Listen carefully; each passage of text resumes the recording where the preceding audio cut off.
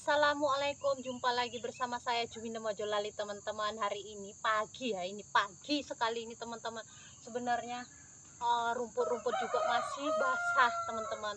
Tapi saya pingin duduk-duduk di sini, ngonten-ngonten di sini. Jadi saya mau bersih-bersih dulu teman-teman. Karena kebetulan pisang-pisang saya juga udah pada bertuaan. Jadi nanti kalau nggak dibersihin jadi malas kemari, jadi nanti pisangnya kalau kemasan takutnya di pohon kan habis dimakan codot gitu teman-teman. Ya sudahlah ya teman-teman, ayo kita kawankan saya sambil bekerja. Sambil bekerja seperti ini saya mau bercerita teman-teman, bercerita tentang keinginan setiap ya manusiawi ya, setiap manusia ya teman-teman. Banyak keinginan yang saya pingin teman-teman, karena memang saya punya pikiran jadi punya keinginan gitu teman-teman. Tapi untuk saat ini sepertinya keinginan itu masih berjalan lambat, dan saya juga sudah berusaha untuk mewujudkannya, tapi belum dikehendaki sepertinya gitu teman-teman. Ya rencana sih ada, hayalan itu banyak teman-teman, tapi kadang kita sudah menerapkan rencana-rencana, menyusun strategi yang harus kita kerjakan esok hari, tapi ternyata Allah belum menghendaki, ya nggak bisa terjadi gitu teman-teman. Tapi apalah boleh buat, setidaknya kita berusaha yang baik-baik saja gitu teman-teman. Ya setiap angan-angan setiap manusia itu banyak angan-angannya, apalagi zaman sekarang teman-teman. Zaman sekarang itu sangat pelik gitu, kayak mana ya aku bilang ya, ya kehidupan memang saat ini ekonomi memang jatuh sekali, apalagi seperti saya yang wira swasta ya teman-teman. Saya usaha cuman satu, jualan. Adapun berkebun kayak gini, ini namanya nggak menghasilkan teman-teman, tapi saya setidaknya bisa mengeluarkan keringat gitu. Kalau ini bukan, saya penghasilan saya itu bukan dari bekerja di kebun ini teman-teman. Penghasilan saya itu ya yang nomor satu itu di jualan teman-teman. Banyak yang memandang kita, setiap manusia ini ya memang berbeda-beda pandangannya teman-teman.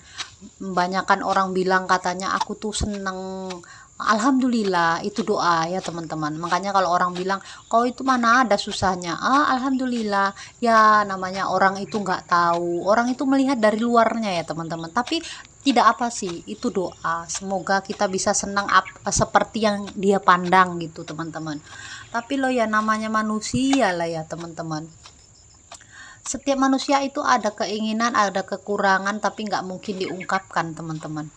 Ya nikmati saja, setidaknya kita nggak mengeluh, karena keluhan itu membuat diri kita nanti semakin drop gitu teman-teman. Kalau saya orangnya nggak mau mengeluh, saya akan menjalani apapun ke depannya, bagaimanapun resikonya, setidaknya saya melangkah memang yang baik, yang jujur.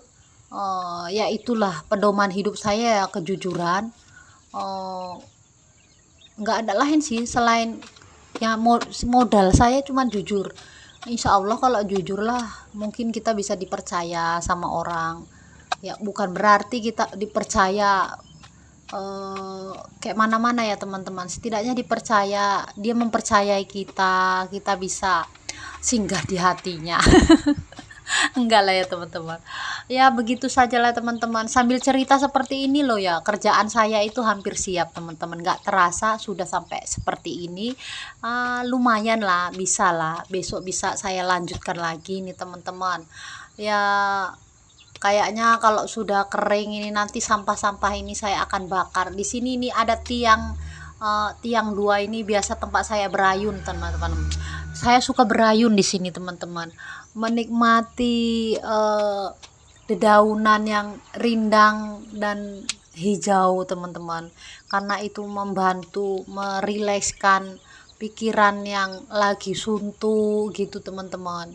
Ini di sini memang itu nyaman sekali teman-teman. Kalau buat saya ya, buat saya di sini nyaman. Tapi kalau suami saya itu dia nggak suka kalau diajak di sini, mukanya itu ketidaksukaannya terlihat. Jadi saya jarang bawa suami saya itu ke kebun teman-teman, karena memang dianya itu dari kecil ya memang dia dibangun bukan di atas kebun, dia dibangun di atas keramaian di perkotaan. Kalau saya memang dibangun di atas perkebunan. Gitu teman-teman. Nah, sepertinya ini memang harus terjadi seperti itu. Jadi kalau saya nggak dibentuk di atas kebun, mungkin saya nggak rajin sekarang gitu teman-teman, karena memang pengalaman yang dari kecil membawaku seperti ini saat ini, ya itulah pengalaman dari kecil. Jadi semasa kecil itu terbawa sampai besar begitu teman-teman. Lah ini bukan kecil lagi, ini bukan besar lagi, ini sudah tua maksud saya teman-teman.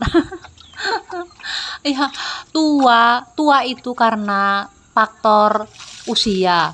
Nah, faktor usia itu karena waktu yang berjalan begitu saja, sehingga ketuaan mulai menggerogoti diri seseorang. Ya sudahlah teman-teman, ya seperti ini.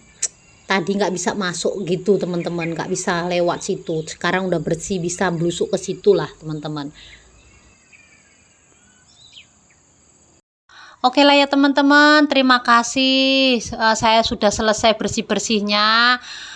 Saya mau pulang karena masih banyak kegiatan lain yang harus saya kerjakan. Nah ini cuma untuk selingan supaya berkeringat saja. Nah bagi teman-teman yang dimanapun berada, semoga diberi kesehatan dengan kemudahan rezekinya dan langkahnya. Dah teman-teman.